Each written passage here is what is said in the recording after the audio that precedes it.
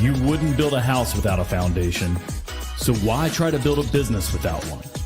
Grow your contracting business and grow your mind with Growth Mindset Monday. All right.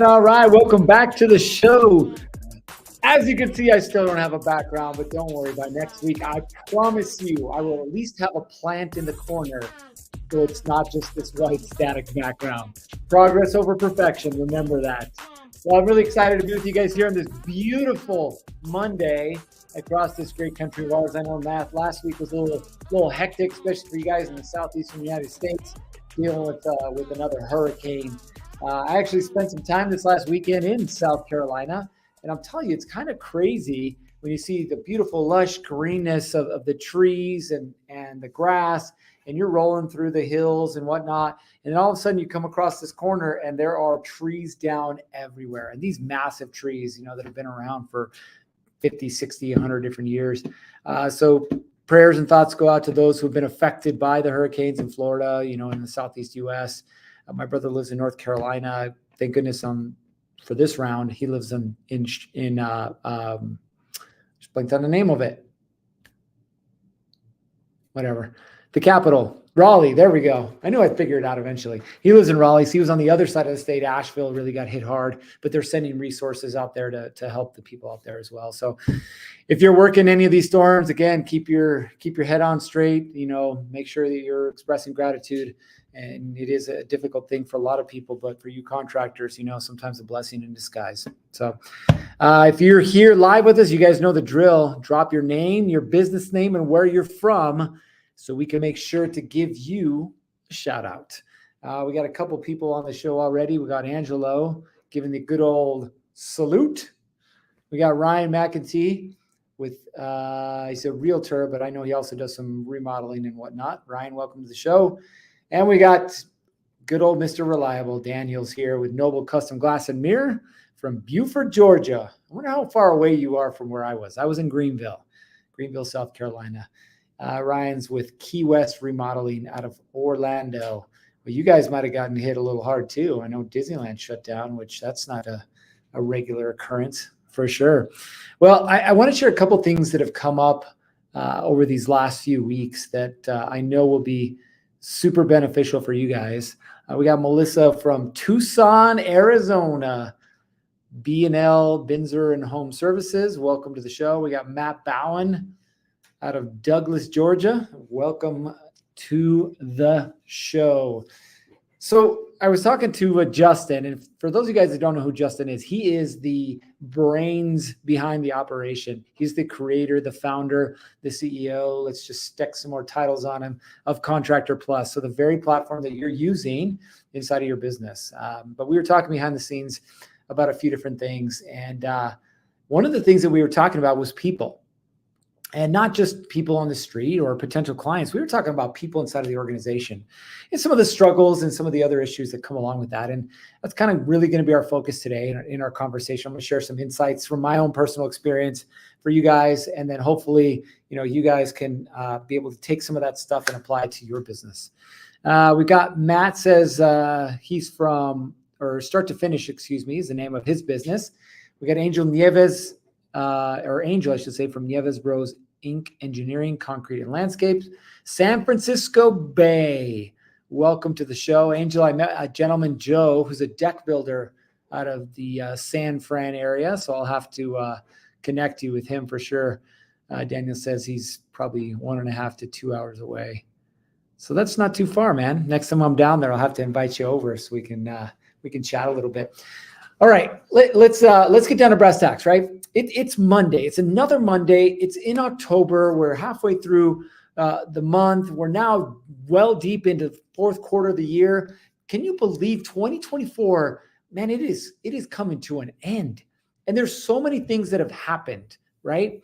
But the real question is, what has happened inside of your business? And yes, we've talked about, making sure that at least on a quarterly basis, you're doing some kind of in-depth planning session with your team. We've talked about the importance of targets and adjustments along the way, which don't worry, we'll have a real deep dive one of these weeks here coming up to kind of teach you that game at a different level.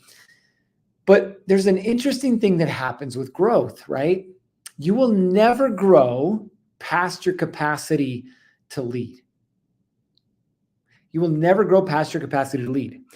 Now, why do I say that? Most of the customers that I work with, or clients that I work with, I should say, contractors, if you will, all have somewhere between 5 and 50 employees, right? Still considered a small business. I know some of you guys are like, wait a minute, it's me and 50 employees considered small? Yes, in the grand scheme of things, 50 employees is still considered small. So most of the people that I work with are between 5 and 50 employees.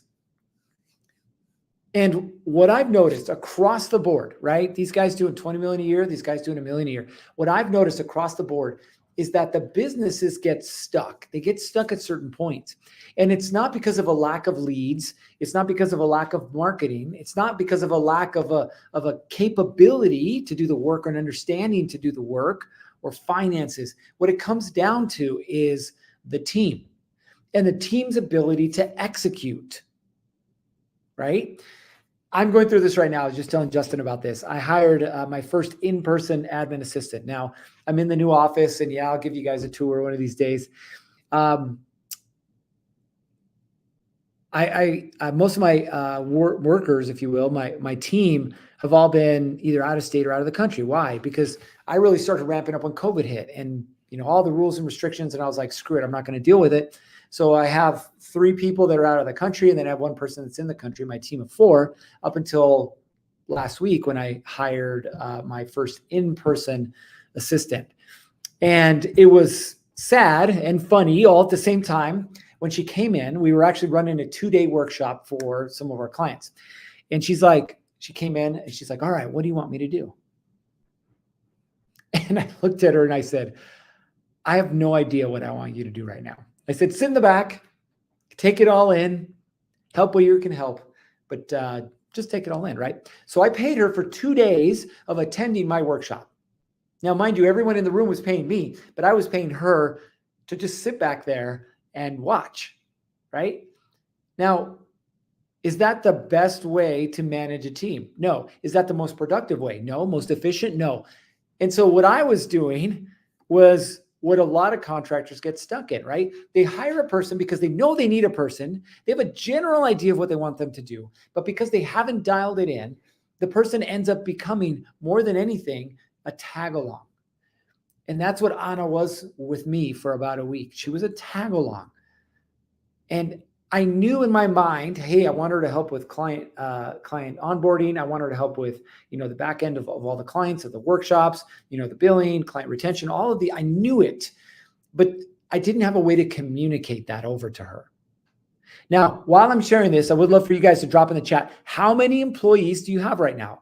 If it's just you, totally cool. If it's you and 5, 10, whatever it is. So go ahead and drop the number in the chat, right? How many employees do you currently have? And Daniel made a comment, yay, the leadership lid. You're right, John Maxwell. Love John Maxwell, great guy. So John Maxwell says the leadership lid, which is exactly what we said, right? You'll never be able to grow past your capacity to lead, okay? So as you guys are putting your team size in the chat, I want you guys to think about what I'm going to say right now, okay? I paid now Anna for 2 weeks. I paid her for 2 weeks. And as far as anything that she's been able to do on her own so far, the answer is nothing. Nothing, right? And again, I'm being fully transparent with you guys. Now, it isn't that the opportunity isn't there. It isn't that we're going to teach her. It's just I wasn't ready to the point that I thought that I was ready to lead, right? When we talk about roles and responsibilities, there's a reason that we talk about roles and responsibilities. It's because we want to be able to take those roles and responsibilities and hand them off to someone else. Now, if I was asked for a raise of hands, which we can't, at least not yet through technology, if I was asked for a raise of hands, how many of you have clear roles and responsibilities for every position inside of your organization, right? How many would say me? I could tell you that I would have, prior to last week, said me. But because it was all inside of here, all inside of my head. And so I thought that I had clear roles and responsibilities, but the truth is that I didn't. The truth is I was still 100% dependent on me. And so when Anna asked me, hey, where's your current client list? Hey, where's the welcome email that you send your clients? How are you handling billing? What about your welcome packages? How are you preparing for the workshops? What about this? What about that? And she's asking me just a laundry list of really good questions that I realized that I had inside of my head and nowhere else. And what I realized is the hiring process is broken. The hiring process is broken because we spend way too much time hiring and not enough time making sure that not only are we hiring the right person, but we have the game plan for them to succeed lined out ahead of time. So I'm going to pause for a second. We got a couple of you that have chimed in. So Ryan says just me. Melissa says 3 with me. Matt says 3 other than me. Daniel's got 12. And then we've got a couple folks that have just joined. David, DR Home Services, GC out of Morganville, New Jersey. Welcome to the show. And then Melissa says, just started working on that last month. It is hard to let go. Yes, so hard to let go. But that's what we want to talk about, right? Why is it so hard to let go? The real reason it's hard to let go is because you, in your mind, and most of the time you're right, but in your mind, you say, nobody will do it as good as me, which is true. Right? I'm not going to blow smoke and lie and put some mirrors up and go, oh, you'll always find that person that will do it better than you. You won't. You won't. We all want the person that will do it better than you, but they won't. And here's the other thing. This is the biggest issue that I see that contractors face. Most of you think that you're trying to find somebody just like you. If I could have somebody that was just like me, if I had a clone of myself, if I had somebody who could just do what I do, my life would be so much easier. No, it wouldn't. It would be hell. You would hate it because all of a sudden you would be faced with you, which is what everybody else has to face, right? The goal then is to find someone that can fill a hole, a gap, a role, a responsibility, not multiple. So I'm going to rewind things. You're probably like, wait a minute. I thought we wanted somebody that could help us out. Yes, you do. But you want somebody that's a specialist, somebody that's much better at you at one particular thing, not everything. Now, remember, we have different areas that we focus on in business. Number 1 is leadership. That is yours. Number 1, yours. Yes, when you slowly exit out of the business, you'll bring somebody in to be the leader. But let's just be real, for the foreseeable future, that's you. Number 2, sales and marketing, right? 2 different areas, 2 combined areas, however you want to work it. But it's marketing and sales. You need somebody that's a ninja at bringing in the leads, getting people's attention, whether you're doing paid, whether you're doing outbound, whether you're shaking hands and kissing babies, you're knocking doors, you're networking, whatever the thing is, you need somebody that's an expert in that. Sales, you need somebody that can take that interested person and guide them along the process of eventually closing them. Okay? Next one, operations. You need somebody who can manage the inner workings of the business, getting the work done. Whatever the work is that you do, you need somebody that can get the work done. Okay? The next thing, finance. You're going to need somebody who's an expert in all things finance. That's not just QuickBooks, by the way. That's helping you with job costing. That's helping make sure that your margins are where they need to be. That's making sure that your AR and your AP, accounts receivable and accounts payable, are within the thresholds that you need them to be. That's helping you forecast your financials into the future, budgeting, right? A lot of different things. And then the last thing, you need somebody in charge of your teams, hiring, firing, training, employee incentives, all those things, right? That's a big list. But if I was to ask you right now, who's in charge of those 6 different areas, what would you tell me? Inside of your business, who's in charge of those 6 different areas? Now, I could tell you, for me, I started to let go. Now, Jeremy, who's our financial whiz, he has an office next door. I rented one out to him on purpose. He runs all things for finance for me, right? So I've got the finance piece figured out.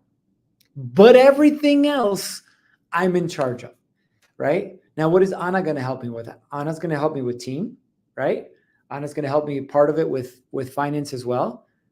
And then kind of the back end operations of the operating side of things. Okay.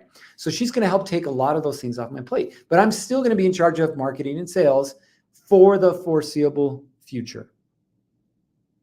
Okay. Now, where is it for you, right? Where is your team at right now? How many things are you responsible for right now? And it's not a good or a bad thing. It's just the reality of things. Okay. If you're going to hire somebody, or if you're in the process of hiring somebody, or if you've recently hired somebody, ask yourself, are they fully in control of the thing that I hired them to do? And if the answer is no, whose fault is that? Who do you have to blame? Ultimately, that's you and nobody else. So I go back to Anna. Anna's supposed to help me with these 3 different areas. But I haven't given her the roles and responsibilities. I haven't given her the how-to, if you will, the expectations to be able to execute on that. So again, falls back on me. Now, what I did on the plane ride back from Atlanta to Salt Lake is I wrote a Google Doc. And inside of that Google Doc, I wrote all the things that I want her to be responsible for, or that I should say she's going to be responsible for. And the how. How do I expect her to do it? So then this afternoon, when we do training, what do you think that we're going to focus on? Well, it's not going to be the randomness of like, hey, just follow me along or sit in with this client meeting. It's going to be super hyper focused so that she can take control of all of these different things and I can remove that control from off my plate. See, true growth, again, happens with your capacity to lead, not the size of your team. So I'd love to hear from you guys in the comments. Fernando, we got you. Or I'm sorry, Christina, we got you. Zacharias Landscaping out of SoCal. Welcome to the show. What I would love to hear from you guys in the chat is right now, what's your biggest struggle when it comes to growing your team? It could be with current employees. It could be with the next employee that you're going to hire. It could be with the hiring process that you're currently involved in. And apparently balloons. Man, we got to figure out how to turn these things off. But what is the current thing that you're struggling with? I'll tell you that last week I had a conversation with a client of mine. He's a remodeler. And we were talking about this particular thing. He needs to hire an office manager. But when we went through and defined what we want his office manager to do, what he realized is he still wasn't clear on what he wanted the office manager to do. There were just a couple of tasks that he was doing that he didn't want to do, like answering the phone or sending invoices. So what about you? What is the thing that you're struggling with right now when it comes to either your current team, employees, a future employee or hire, or your current process? What is the thing you're struggling with? This is your chance to get your question answered. Whatever it is that you have that you're curious about, that you're struggling with, now's your chance to get it answered. Now, while I'm waiting for some of these answers to come in, this is what I'll tell you. You need a process. 100%, you need a process. So we've got Lincoln Property Solutions, first man up. We're going to answer your question. Finding good, reliable people. Now, I would love to say that good, reliable people are right around the corner. They're not. The truth is, you're going to struggle with hiring and finding good, reliable people. It's just the reality of the situation. So number one, finding them. How do we find them? Well, this is what I'll tell you. And some of you guys might not want to hear this, but this is what I'll tell you. Most of the good people already have a job. They're already working, okay? Your job is to make yourself so attractive that somebody would want to work for you instead, okay? Now, some of you guys will be like, but that's poaching. Call it what you want to call it, right? In the corporate world, it happens all the time. They have recruiters that will go and they will search out somebody who has the right resume, if you will, and they will go headhunt. They will say, hey, look, here's an opportunity for you type thing. So don't be afraid if you're looking for, let's say, a project manager, for example, and you've got clear roles and responsibilities. If you see a guy working for another company and you're like, man, that guy's got it together, I want to see if he wants to work for me, then go have a conversation with him. He's going to tell you one of two things, no thanks, or let's talk, right? But if you're going to look for good, reliable people, the cheat code is they're probably already employed. So that's the first place that you need to look. Daniel says, need to replace myself and my father from sales roles. Awesome. Salespeople are, well, let me take this back. Good salespeople are hard to find. You'll find people with quote unquote sales experience, right? But good salespeople are hard to find. So you're going to have to find them. Okay. Now there's a couple different ways to do this. Same thing. There's a lot of people who have cut their teeth knocking doors. And I've found in my experience, the people who have knocked doors are some of the best salespeople. Why? Because they have to deal with rejection after rejection, after rejection, after rejection. And they learn to just shrug it off. Okay. So you want to go see or poke around with people who already have sales experience inside of that role. Okay. Now that's the first step. The second thing though, is how do you find out if they're a good salesperson? Well, there's a real easy way to do it, especially in the world that we're in. Find something. I just happen to have a little thing of Zip Fizz here. Find something, a pen, a Zip Fizz, a cell phone, whatever, hand it to them and then tell them, sell this to me. If they can't sell that to you, what makes you think that they're going to be a good salesperson? Just saying, right? Again, cut to the chase. If they can't do the thing you want them to do, what makes you think that training them and spending all the time, money, and energy and attention on them is going to work out, especially for sales?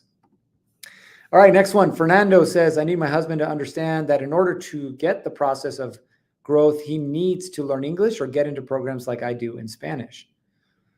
That's a really interesting one. I will tell you that you are not wrong, right? I think this is Christina. So Christina, here's the key, right? There's two ways to do it. He either stays in the operations side of things, so on the job site with the crews, and finds somebody who can play that role, or exactly what you just said. He needs to learn English so that he can get out there and build the relationships that he needs to build in order to grow the business, right? Those are the only two options. Now, I know you say you need your husband to understand that, but I'm married too, and it's really hard to get your spouse to understand that. You're going to have to figure out what's the best way for me and him to grow the business. Like, what is he comfortable doing, right? So you have to figure out how to get him to understand that. And by the way, Christina, there is nothing wrong with you taking over that sales role, with you being the face of the company. There's nothing wrong with that. You could be super comfortable with that, especially if you're in the commercial space, right, with landscaping. But ultimately, you're going to need to, and we're in the US, and I get it, right? I'm not going to say it's an advantage, but it's an advantage if you speak English, right? So if you have to take over that role temporarily or even permanently, or you need to find somebody else that can help you with the sales portion of it, and he just worries about operations, make sure the work gets done, then so be it. Let's see, what else do we have in here? So we've got, Melissa says, having split roles, hands-on labor, and some light sales, we're growing but cannot afford both yet. Totally get it. So Melissa, which one is the one that you want to take care of first, that you want to hand off first? Is it labor or is it sales? When you figure that out, what you're going to realize, and when we had our workshop, by the way, here's a story for you. When we had our workshop, we had one of our mentors in our group, Tim Brown. He does about 15 million a year. He'll end up clearing, so net profit, about 2.5 million this year, which is a substantial amount, right? Well, we're sitting here talking about teams, and we're talking about, hiring a consultant and everything inside of it. And he goes, let me tell you just one thing. If you're even thinking it, stroke the check. That was his term, stroke the check. Whether it's hiring a consultant to help you run your business, or hiring that next salesperson or that office admin or whoever it is, stroke the check. He goes, because it's going to force you to do the thing that you already know you need to do. So Melissa, in your case, is it hands-on or labor? What's the most important side of your business that you want to help with?